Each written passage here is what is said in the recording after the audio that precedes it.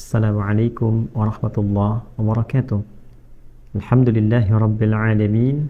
Wassalatu wassalamu ala rasulillahil karim nabiyyina wa sayyidina Muhammadin wa ala alihi wa sahbihi ajma'in wa ba'd. Saudara-saudariku, apa kabar? Semoga kita semua dimanapun berada tanpa kecuali senantiasa disehatkan, dijaga oleh Allah Subhanahu wa Ta'ala, sifat dan sikap kita senantiasa berada dalam suasana yang baik dan melahirkan perilaku juga yang mulia yang diridhoi oleh Allah Subhanahu wa Ta'ala. Semoga sampai detik ini kita diberikan kekuatan dan kemampuan untuk senantiasa meningkatkan takwa kita kepada Allah sebagai pembuktian bahwa kita berhasil menjalani pelatihan Ramadan selama sebulan penuh yang tentunya menghadirkan banyak kesan yang beragam bagi setiap insan beriman dimanapun berada. Terlepas dari itu, dua dimensi takwa yang paling pokok, membangun hubungan baik dengan Allah, dimensi ritual, dan juga ada yang kedua, dimensi sosial, membangun hubungan baik dengan makhluk, khususnya manusia, dan dua pancaran itulah yang mengikat dan menyinergikan nilai-nilai ibadah kita kepada Allah Subhanahu wa Ta'ala. Salat seseorang bagian dari ibadah ritualnya. Semakin baik salatnya, semakin baik pembuktian kebertuhanannya kepada Allah. Implementasi dari salat itu adalah sifat-sifat sosial. Innas salata tanha 'anil fahsya wal munkar. Ketika orang baik hubungan dengan Allah, salatnya bagus, maka semua anggota tubuh yang digunakan ruku, sujud, tunduk, patuh pada ketentuan Allah ini juga implementasinya bisa digunakan untuk menjaga diri dari berbagai tindakan-tindakan yang buruk, baik berupa fahsya, godaan syahwat, ya, mohon maaf, kata-kata kotor, jorok, apalagi zina, pornografi, porno aksi, LGBT dan turunannya, atau juga perbuatan mungkar yang diingkari hati, gambaran dari nafsu, perut dan akal. Maaf, merendahkan, mencela, membuat hoax, sampai ke titik yang lebih besar, merampok, membunuh, dan sebagainya, itu bukan kepribadian orang yang sholat. Jadi satu sisi berhasil, sisi spiritualnya juga sukses dari dimensi sosialnya. Nah teman-teman, tentu membuktikan menjaga keutuhan itu tidaklah mudah. Apalagi bila kita melihat dari sisi lingkungan tempat kita berdomisili saja.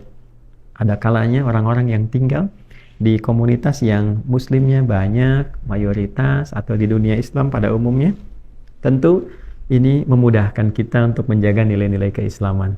Tantangannya mungkin terasanya sedikit lebih ringan. Masjidnya banyak, yang pakai kerudung untuk perempuan juga banyak, motivasi untuk berinteraksi kebaikan banyak. Berbeda dengan kondisi-kondisi tertentu, yang satu secara lingkungan boleh jadi muslimnya sedikit, komunitasnya menjadi minoritas, atau juga boleh jadi di tempat yang Islam namun nilai keislaman tidak diterapkan dengan baik, atau boleh jadi dalam konteks tantangannya tidak mudah untuk dilakukan. Itu bisa kita temukan di beberapa daerah yang populasi muslimnya mungkin mayoritas tapi penerapan hukumnya sekuler atau hal-hal yang terkait dengannya. Ada hal yang cukup menarik untuk kita garis bawahi dan menjadi catatan penting, khususnya terkait dengan muslimah dimanapun berada. Tentu di antara tanda-tanda ketakwaan itu ada implementasi yang kita dapatkan dalam kehidupan berupa tanda-tanda yang Allah kenalkan langsung sebagai jati diri seorang muslimah. Kita beri contoh misalnya jilbab yang dikenakan hanya oleh muslimah, tidak oleh muslim, oleh perempuan muslimah yang beriman, tidak oleh laki-laki. Nah teman-teman, bagi yang muslimah, saudariku dimanapun berada, baik adik, kakak, ataupun juga turunan-turunan yang lain, para ibu, para akhwat, tidak mudah untuk mengenakan jilbab ini dengan kondisi yang dipertahankan dalam hal-hal yang spesifik secara islami mesti digunakan. Yang saya maksudkan, di lingkungan yang saya sebut tadi, adaptasinya mudah seperti di Indonesia, atau di tempat-tempat yang muslimnya banyak, atau di pusat-pusat keislaman, sehingga menjadi karakter bahkan jadi budaya, itu nyaman digunakan. Namun ketika satu petualangan atau mungkin tuntutan baik pekerjaan ataupun juga sekolah, kuliah berpindah ke tempat lain yang karakternya berbeda, kan? kemudian budayanya tidak sama, sehingga membentuk satu cara pandang yang berbeda. Merasa seakan-akan yang berjilbab ini kok beda dengan yang tidak berjilbab. Cara pandangnya lain, karakter budayanya berbeda. Sehingga para saudari kita yang tidak memiliki kecukupan bekal atau kemantapan tekad dalam dirinya untuk mempertahankan jilbab, kadang-kadang bisa terpengaruh, goyah, dan tidak sedikit kemudian yang sangat disayangkan menanggalkan jilbabnya. Dan yang lebih mengkhawatirkan adalah, nah ini poinnya, mempublikasikan proses penanggalan itu, ya, sehingga semua seakan-akan mesti melihat bahwa saya sekarang telah berubah, tanpa disadari bahwa perubahan itu sesungguhnya sedang membawa kepada dampak-dampak yang secara pandangan keislaman tidak ideal untuk bisa dilakukan. Oleh karena itu, penting sebagai tambahan informasi, penguatan keilmuan. Sehingga dengan penguatan informasi dan ilmu ini, kita paham, oh basicnya ini loh, perempuan muslimah itu berjilbab tuh karena seperti ini. Sehingga kita punya wawasan yang lebih luas, punya keyakinan yang mantap untuk berjilbab, dan punya kebanggaan untuk melakukan itu. Nah, saya berikan satu kisah dulu sebelum kita sampai ke titik yang ingin saya maksudkan. Dulu, saat di awal periode Nabi SAW hijrah dari Mekah ke Yathrib. Nah, yang kelak Yathrib ini akan berubah menjadi suasana kota yang mencerahkan, sehingga disebut dengan Al-Madinah Al-Munawwarah. Ya, kota yang mencerahkan, membawa perubahan cahaya-cahaya kebaikan. Dari yang tadinya kacau secara ekonomi, kemudian juga kacau secara sosial, dinamika masyarakatnya itu dekat kepada hal-hal yang kadang-kadang mengganggu, ya, stabilitas, permusuhan, dan sebagainya. Maka Nabi SAW ketika berhijrah, Allah berikan petunjuk pada beliau dalam durasi yang sangat singkat, bisa merubah itu pada tatanan kehidupan civil society. Jadi masyarakat madani yang begitu baik, begitu rukun, begitu kuat akarnya. Dan dalam tahapan-tahapan itu ada juga beberapa drama-drama yang terjadi. Apa diantaranya? Ada kebiasaan preman-preman di sekitaran Yathrib, ya, preman-preman di awal-awal masa Al-Madinah Al-Munawwarah itu, jangan dikira nggak ada premannya, ada premannya, ya. Nah, itu suka ganggu perempuan, khususnya kalau malam-malam perempuan itu ingin, mohon maaf, menunaikan hajatnya, dia keluar, ya, mencari tempat-tempat toilet umum, gitu ya, dalam kondisi di masa itu tentunya. Nah, ini seringkali ketika keluar malam itu mendapatkan gangguan dari preman-preman. Nah, penting diketahui teman-teman, landscape masyarakat pada masa itu, di era itu, dan Islam kemudian datang memberikan perubahan untuk mengarahkan pada kehormatan. Nah, di era itu perempuan terbagi pada dua bagian, pun demikian dengan laki-laki nanti, ya. Ada statusnya perempuan-perempuan yang merdeka dalam status yang terhormat, ada perempuan-perempuan juga, saya khususkan perempuan, yang statusnya menjadi budak. Nah, di era itu perbudakan masih ada, ya, era jahiliyah, bukan hanya di lingkungan masyarakat Jazirah Arab, sampai kita lihat di Eropa pun, ya, di Yunani pun, kemudian juga tempat-tempat yang lainnya perbudakan masih marak. Dan dahsyatnya Islam datang untuk mengentaskan semua sifat perbudakan itu. Makanya nanti kita akan lihat dalam hukum-hukum yang turun dalam keislaman, termasuk hukum nikah, ya, salah satu manfaatnya, hikmahnya adalah nanti untuk mengentaskan perbudakan. Nanti zakat juga demikian, termasuk aspek-aspek yang lainnya, termasuk waris. Banyak sekali hukum dalam Islam untuk memberikan pencerahan bahwa perbudakan tidak diperkenankan dalam nilai keislaman. Jadi sebelum piagam PBB itu hadir, Islam jauh lebih dulu mengantarkan nilai-nilai kesetaraan dalam kemanusiaan dan nilai-nilai berkeadilan. Secara singkatnya adalah, preman-preman ini itu seringkali mengganggu perempuan-perempuan, khususnya yang kalangan budak. Ya, apa di antara tandanya? Di kalangan budak ini tampil bebas. Di antara cirinya kepalanya nggak ada penutupnya. Jadi kalau mereka keluar malam tidak menggunakan penutup, kan? Nah, itu mereka pastikan bahwa ini budak, bisa diganggu, bisa dikerjai, dan sebagainya. Nah, ada beberapa perempuan merdeka pun, ya, yang ternyata juga karena hajat tertentu dia tidak sempat menutup kepalanya, kemudian dia keluar, terganggu juga. Dalam situasi itu ternyata didapati pula, ya, beberapa perempuan yang beriman, muslimah, ketika keluar dan ayat tentang kerudung, tentang jilbab itu belum turun, ya, khususnya tentang jilbab, karena nanti berbeda antara menutup kerudung saja dengan jilbab yang melonggarkan dan merendahkan. Begitu keluar, kemudian terganggu. dan dilaporkanlah itu kepada Nabi SAW.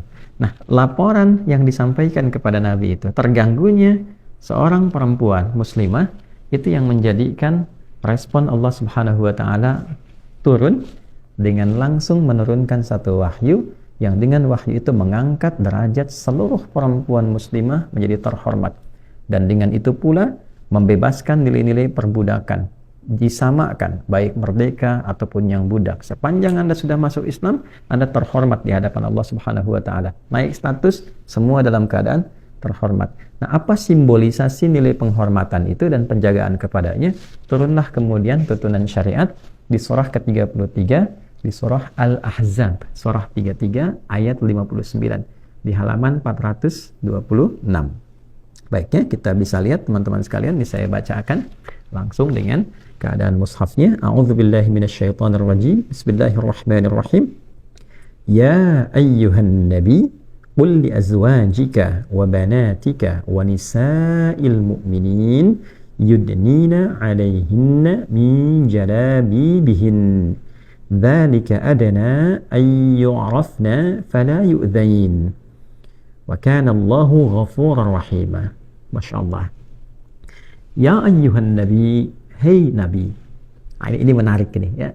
Jadi kadang beliau Rasulullah SAW, ya Sayyidina Muhammad SAW itu kadang dipanggil dengan Rasul, kadang dipanggil dengan Nabi, kadang dipanggil dengan sifat ubudiyahnya abdun, kadang juga namanya disebutkan dengan nama Muhammad 4 kali disebutkan dalam Al-Quran, dan Ahmad sekali disebutkan dalam Al-Quran untuk menunjuk pada keterangan Nabi Isa alaihissalam. Ya ayyuhan nabi, ketika disebutkan nabi, nah ini bukan hanya menunjuk pada pribadi, tapi membawa sebuah berita besar. Ya, dari kata naba, nubuwah. Orang yang menerima naba disebut nabi. Ya, naba itu berita yang besar, yang agung, yang istimewa.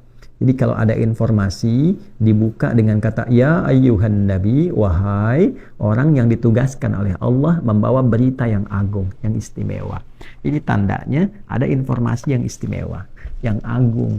Nilainya tidak sama dengan yang biasa-biasa. Kan?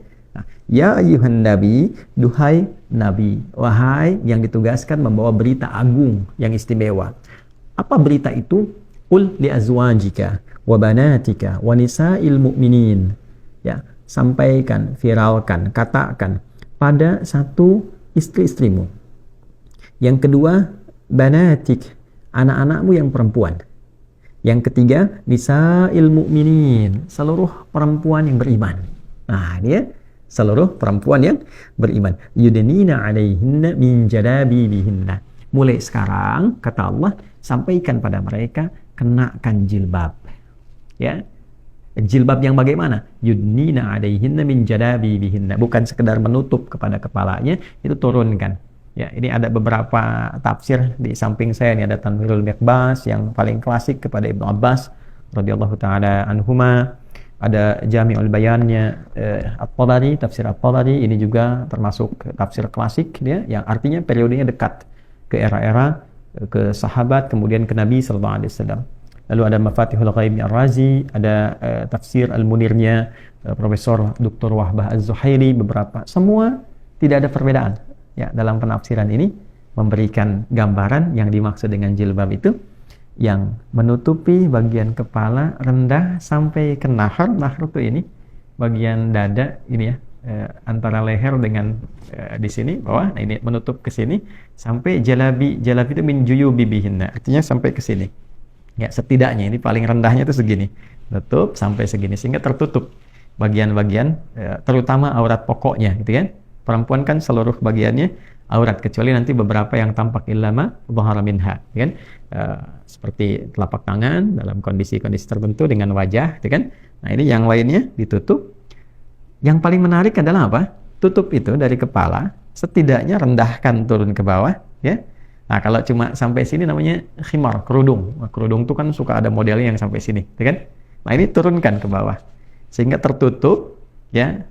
Bukan terbungkus ya, kalau mohon maaf gitu ya. Kalau terbungkus itu izin ya, kadang ketat, terlihat, bukan itu. Ya, jilbab itu sesuatu yang ketika diulurkan itu ya longgar sehingga tertutup dengan sempurna bagiannya. Nah, apa tujuannya menggunakan jilbab itu? Dzalika adana ayyurafna fala yu'dzain. Itu tanda awal Anda dikenal sebagai muslimah. Ya, yang terhormat. Nah, yu'rafna di sini ada tafsiran pertama di kalangan ulama itu untuk menunjukkan satu, ya, bagi perempuan-perempuan yang merdeka khususnya gunakan itu sehingga merubah kesan bagi orang-orang yang bertindak kriminal ini, ya, dengan mohon maaf hasrat seksual dan nafsu yang kurang bagus ini, ya, mengetahui bahwa oh ini perempuan terhormat, ya, ini orang merdeka. Tapi menariknya ayat ini pun diungkapkan dengan kata yang umum, nisa'il mu'minin, ya. Nisa'il mu'minin itu bisa untuk yang merdeka, bisa digunakan juga untuk yang budak di masa itu. Karena hukum mengatakan al-ibratu bi umumil lafzi la bi khususis sababi. Ya, hukum itu, hikmah itu diambil dari keumuman lafaz, tidak dikhususkan kepada sebab turunnya atau kondisi saat turunnya. Maka ayat ini memberikan gambaran besar pada saat itu. Diturunkannya ayat jilbab, satu, untuk mengangkat derajat muslimah menjadi terhormat di hadapan Allah. Jadi ini hadiah nih. Ya, ini satu, ini hadiah dari Allah untuk perempuan, untuk muslimah. Ya, saya kasih gambaran begini. Anda dikasih hadiah oleh yang paling disayang misalnya. Ya, laisa kamitslihi syai', enggak ada yang serupa dengan Allah. Ya, Anda diberikan hadiah oleh orang yang paling menyayangi Anda. Ayah Anda kasih hadiah, ibu Anda kasih hadiah, kan? Diterima nggak? Diterima, ya. Bahkan tidak sedikit teman kasih hadiah langsung diposting, gitu kan? Teman kasih hadiah langsung diposting. Ini Allah kasih hadiah. Dan hadiah itu saking spesialnya mengangkat status perempuan menjadi terhormat. Ya, disamakan yang budak dengan yang merdeka saat itu, sama-sama pakai jilbab, terhormat. Kan?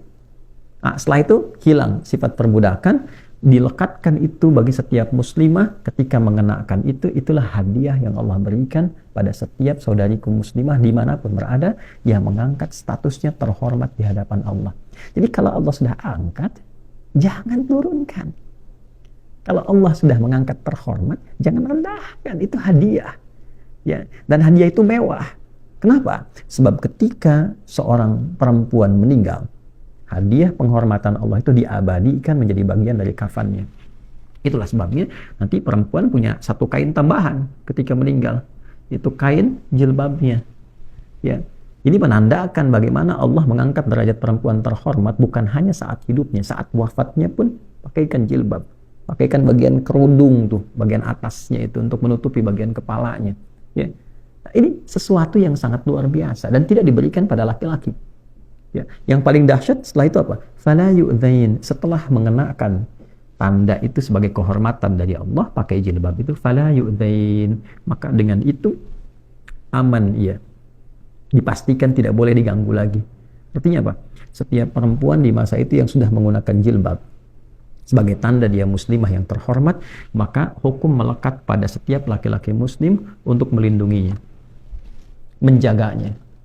Dan itulah yang ditanamkan pada setiap pria-pria muslim yang melihat perempuan muslimah berkerudung, berjilbab dengan benar.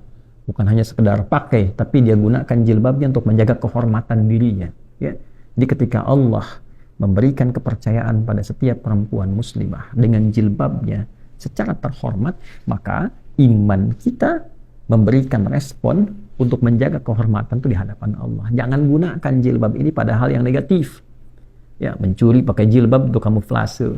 Ya, pakai jilbab kok korupsi misalnya, itu dosanya besar. Ya, kenapa? Karena saat dia melakukan tindakan kejahatan, orang menyoal, pakai jilbab kok begitu? Apalagi kesimpulannya salah. Ya, daripada begitu lebih baik nggak berjilbab, yang tidak koruptor. Ya, koruptor tidak berjilbab, ya, dibandingkan dengan yang tidak berjilbab tapi tidak korupsi. Nah, perbandingan sudah salah. Ya, sudah salah. Jadi yang disalahkan kemudian jilbabnya. Nah, kan sering saya katakan, kalau peci tidak masuk ke kepala, jangan dipotong kepalanya. Karena tidak semua perempuan berjilbab itu bersikap demikian. Tapi ketika kehormatan itu tidak dijaga, maka rendah statusnya. Ya, rendah statusnya. Untuk itu yang pertama, jaga kehormatan hadiah Allah itu. Ya. Yang kedua, fala yu'dzain, hukum mengikat ketika perempuan yang menjaga kehormatan itu bersikap yang baik, bersikap mulia, dikenakan kebanggaan Allah, mengangkat statusnya dengan terhormat. Lalu dia gunakan sifat-sifat kebaikan untuk menjaga kehormatan itu. Bicaranya yang santun, dia jaga kehormatan dirinya, afifat, menjaga dirinya dalam kondisi terhormat, ya, menjaga langkah, tuturnya, perilakunya supaya Allah ridha. Fala yu'dzain. Maka ketika kehormatan itu dijaga, Allah kirimkan para penjaga di sekitarnya.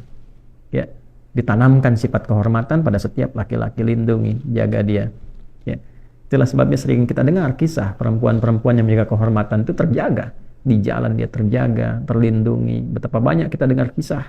Ada seorang yang jalan, lewat di tempat yang cukup sepi, preman-preman ada di situ, ketika ia kenakan dengan baik, ya, dia tidak diganggu. Ternyata terlihat setelah itu, ya, ada kesaksian bahwa ada yang menjaganya dan sebagainya. Itu mungkin hal-hal spesifik yang khusus berlaku pada kalangan-kalangan tertentu, saking tingginya yang menjaga kehormatan sisi Allah Subhanahu wa Ta'ala. Jadi sekali lagi, bagi perempuan-perempuan yang telah berjilbab, jaga jilbabnya, karena itu kehormatan, hadiah yang Allah berikan dan konsekuensi penjagaan dari setiap pria-pria muslim yang ada sekitarannya. Dan bagi yang belum berjilbab, ambil hadiah itu mumpung masih berada di alam kehidupan. Jangan sampai dipakaikan saat wafat. Begitu wafat dipakaikan, dan saat hidup tidak menggunakan. Ya, nanti jangan sampai pulang kepada Allah dengan rasa malu. Pertanyaan pertamanya, kenapa aku berikan kau hadiah, ya, tapi engkau tidak ambil? Mau jawab apa? Nah, jadi itu penting untuk kita bawa sebagai nuansa yang menguatkan keimanan dan kebanggaan kita. Jadi kalau ditanya, kenapa sih kamu pakai jilbab? Sampaikan, ini hadiah Tuhanku kepadaku, hadiah Allah kepadaku yang mengangkat kehormatanku di hadapannya. Terus apa fungsinya? Ya kan? Fungsinya adalah satu, untuk memberikan kebahagiaan kepadaku, jaminan ketentraman bagiku, dan mengikat hukum bagi setiap lelaki muslim ketika aku menggunakannya, aku terlindungi dengan izin Allah Subhanahu wa Ta'ala. Betapa banyak sekian teori, tapi ketetapan dari Allah ini yang paling indah. Wa kana Allahu ghafurar rahim. Dan sungguh Allah mengetahui tindakan-tindakan yang kadang kurang baik dikenakan oleh perempuan berjilbab atau yang belum siap untuk berjilbab. Allah memberi kesempatan. Jika ada yang ingin berubah, Allah ampuni. Jika ada yang ingin menggunakan itu pada kebaikan, Allah sayangi. Dan jika pun ada yang berlebihan ingin kembali, Allah terima dengan sifat rahmatnya. La taqnatu min rahmatillah. Jangan putus asa dari rahmat Allah Subhanahu wa Ta'ala. Perempuan yang melepaskan jilbabnya dengan sengaja, kemudian misalnya mempertontonkan kepada siapapun, tidak sedikit pun berpengaruh kepada Allah. Ya, la yadurullaha syai'a, tidak sedikit pun ya berdampak kepada Allah Subhanahu wa Ta'ala, tidak merendahkan statusnya sebagai Tuhan, tidak berpengaruh, bahkan tidak memberikan efek apapun.